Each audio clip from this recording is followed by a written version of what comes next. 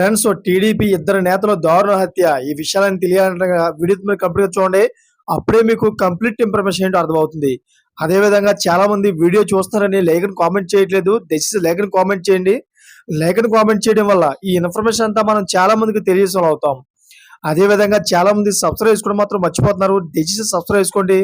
Subscribe చేసుకోవడం వల్ల నేను చేసే ప్రతి ఒక్క అప్డేట్ మీరు ముందుగానే పొందగలుగుతారు.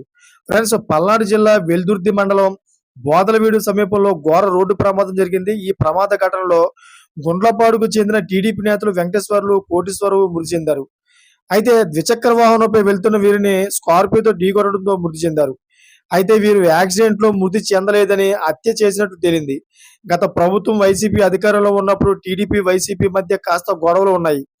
ఈ సమయంలో వైసీపీకి చెందిన చింత శివరామయ్య వర్గం టీడీపీకి చెందిన తోట చంద్రయ్యను గ్రామంలో అందరూ చూస్తుండగానే దారుణంగా హత్య చేశారు.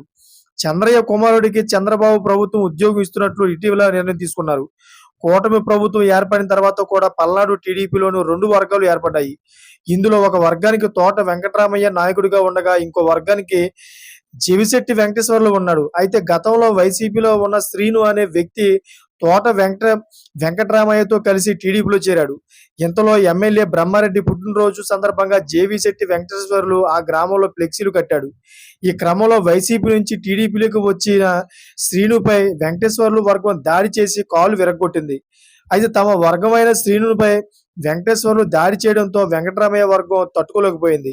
దీంతో ప్లాన్ చేశారు. ఈ రోజు వెంకటేశ్వర్లు, కోటేశ్వరరావు ఫంక్షన్‌కి వెళ్లి వస్తుండగా కొడవలితో నరికి చంపేశారు.